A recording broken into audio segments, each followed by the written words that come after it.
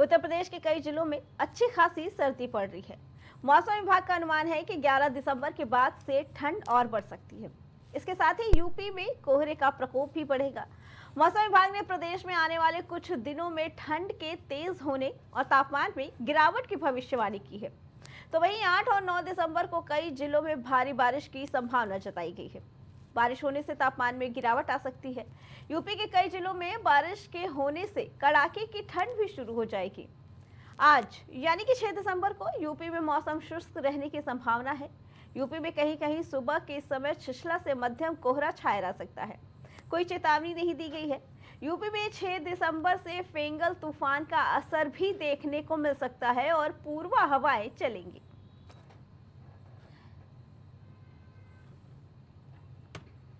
बता दें कि मौसम विभाग की तरफ से ये अनुमान लगाया गया है कि 6 तारीख से यानी कि आज से मौसम में बदलाव देखने को मिल सकता है। कई इलाकों में 8 और 9 तारीख को बारिश की संभावना जताई जा रही है। इसके अलावा फेंगल तूफान का भी असर देखने को मिल सकता है देश में। तो वही आपको बता दें कि अब ठंड की भी शुरुआत हो गई है। दिसंबर का महीना शुरू हो गया है और ठंड ने भी हल्की हल्की दस्तक देनी चालू कर दी है। लेकिन बताया जा रहा है कि 8-9 तारीख से फेंगल तूफान का असर देखने को मिल सकता है, जिसकी वजह से पूर्वा हवाएं चलेंगी और ठंड भी बढ़ने की संभावना जताई जा रही है। इसके अलावा प्रदेश के कई इलाकों में बारिश की भी संभावना जताई गई है कि बारिश होने के बाद तापमान में गिरावट देखने को मिलेगी और जिसकी वजह से ठंड बढ़ सकती है। मौसम विभाग का ये अनुमान बताया गया है कि अब दिसंबर की शुरुआत होने के साथ ही ठंड में भी बदलाव देखने को मिलेगा। ठंड और बढ़ेगी क्योंकि 8 और 9 तारीख से बताया गया है कि फेंगल तूफान का असर देखने को मिल सकता है देश में, जिसकी वजह से पूर्वा हवाएं चलेंगी। पूर्वा हवाएं चलने की वजह से तापमान में भी गिरावट देखने को मिलेगा। कहीं कहीं पे बारिश की भी संभावना जताई गई है। बारिश होने के बाद तापमान में गिरावट देखने को मिलेगी। तापमान में गिरावट होने के साथ इस बार यह अनुमान लगाया जा रहा है कि कड़ाके की ठंड कुछ इलाकों में पड़ सकती है।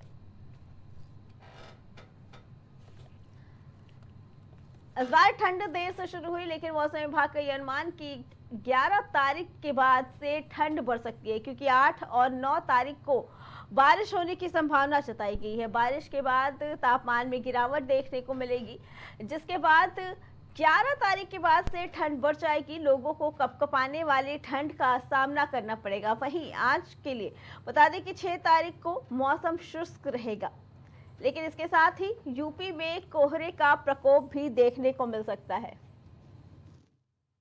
इसी पे आगे जानकारी देने के लिए हमारे साथ हमारे संवाददाता इरशाद जुड़ चुके हैं।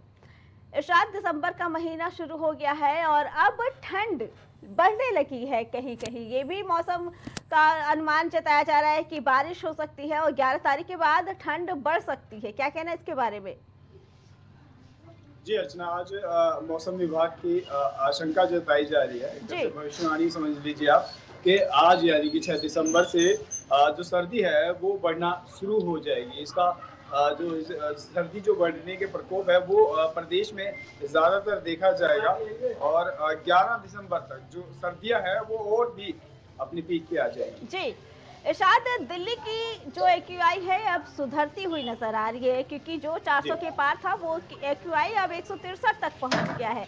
कैसा माहौल है क्योंकि अब मौसम में सुधार देखने को मिल रहा है, हवा भी सुधर रही है दिल्ली में? जी अर्चना, बता दें कि प्रदूषण से दिल्ली को थोड़ा राहत है, लेकिन ये भी नहीं है कि दिल्ली में पॉल्यूशन नहीं है। दिल्ली में पॉल्यूशन अब भी है, लेकिन पहले से अब काफी राहत है, जिसके चलते जो कुछ इंडस्ट्रियां बंद थी, कुछ जो ग्राफ 3 और 4 पे नियम लागू किए गए थे वो सब अभी रुके हुए हैं। यानी कि पूर्ण रूप से जैसे दिल्ली पहले चल रही थी फिर दोबारा उसी तरह से दिल्ली चल रही थी। जी, शायद ग्रैब 4 हटा दिया गया है लेकिन ग्रैब 2 लागू किया गया है। ग्रैब 2 में क्या क्या सावधानियां रखी जाती है, क्या गाइडलाइंस होती हैं, किन चीजों पे प्रतिबंध होता है? ग्रैब 2 में ज्यादा नहीं, उसमें जो जैसे कि हम बाहर जैसे कूड़ा कचरा लोग अपनी दुकानों से निकालते हैं तो जला देते हैं, और जो पॉल्यूशन पे ज्यादा से ज्यादा सख्ताई बरतने पे उन्हें निर्देश दिए जाते हैं कि आप जितना हो सके पॉल्यूशन को कम किए। जी इसमें कुछ ज्यादा इरशाद, सख्त आदेश नहीं होते। जी इरशाद, बाहर से आने वाली गाड़ियों पर बैन था, पेट्रोल डीजल की गाड़ियों पर बैन था, क्या वो बैन अभी भी लगा रहेगा या ग्रैब 2 में वो बैन हट जाता है? इसमें कुछ कंडीशन होती है। उसमें क्या होता है कि जो डीजल की गाड़ियां हैं, जो डीजल की गाड़ियां जी जो डीजल इरशाद, की गाड़ियां हैं वो ज्यादा एंट्री नहीं मारते। जी ठीक है इरशाद, आपका बहुत बहुत धन्यवाद। तो दिल्ली में अब हवा को सुधार में आ रहा है, लोगों को राहत मिल रही है। वही बता दें कि ग्रैब 4 हटा दिया गया है, लेकिन ग्रैब 2 अभी भी लागू किया गया है। उसमें कुछ चीज़ों पर पाबंदी रहेगी। फिलहाल दिल्ली वालों के लिए खुशखबरी कि अब वहां से ग्रैब 4 हटा लिया गया है और दिल्ली की हवा में सुधार देखने को मिला।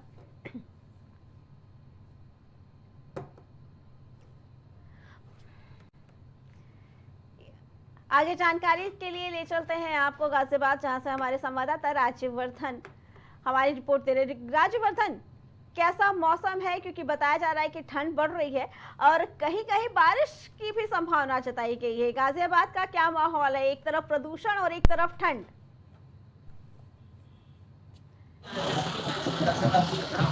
और आप देख सकते हैं आज का जो मौसम इस समय है वो मतलब एक हवा चल रही है और शाम की हवाएं चल रही है। जी दोपहर में मौसम बिल्कुल नॉर्मल है, सामान्य जैसे होता है, जैसे सामान्य मतलब एकदम बिल्कुल सामान्य है। और अभी सुबह की ठंड है और अभी तो देखिए मौसम बिल्कुल धूप है, बिल्कुल खुला हुआ है मानसून। जी राज्यवर्धन, बताया जा रहा है कि जो फेंगल तूफान है उसका असर भी देखने को मिल रहा है। क्या गाजियाबाद के मौसम में इस तरीके का बदलाव आया है?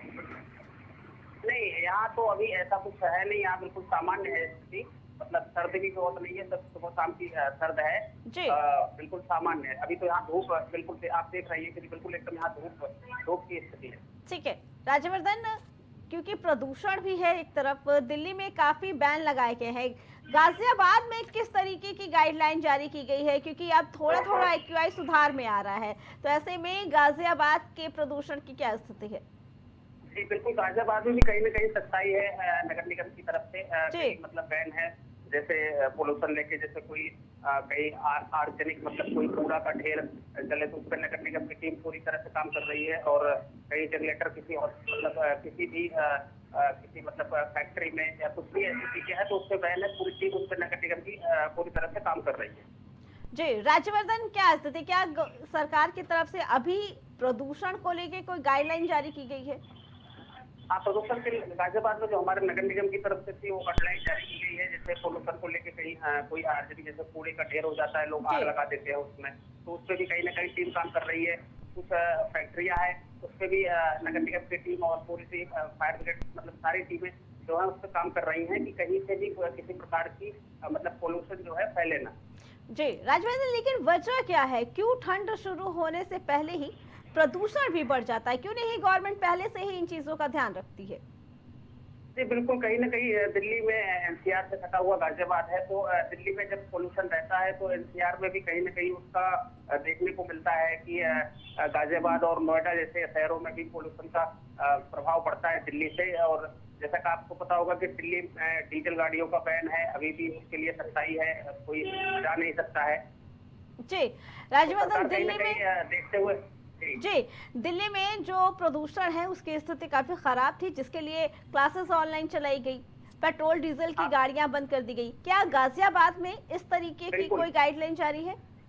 बिल्कुल, गाजियाबाद में भी गाइडलाइन जारी थी, लेकिन पिछले 2 दिनों से अब स्कूल खुल गए हैं, बच्चे स्कूल जा रहे हैं। जी राज्यवर्धन, आपका बहुत बहुत धन्यवाद। तो ये गाजियाबाद की तस्वीर दिखाई आपको हमारे संवाददाता ने, जहां पहले से अब प्रदूषण की स्थिति सामान्य होती नजर आ रही है। स्कूल कॉलेज जो बंद किए गए थे, ऑनलाइन चल रहे थे, फिलहाल वो स्कूल कॉलेज खुल गए हैं और बच्चे अब स्कूलों में जाकर ऑफलाइन पढ़ाई कर रहे हैं। इसी के साथ मौसम विभाग ने ये चेतावनी दी है कि आने वाले दिनों में 8-9 तारीख को बारिश होने की संभावना है, जिसकी वजह से 11 तारीख के बाद मौसम के तापमान में गिरावट देखने को मिलेगी और ठंड और ज्यादा बढ़ेगी।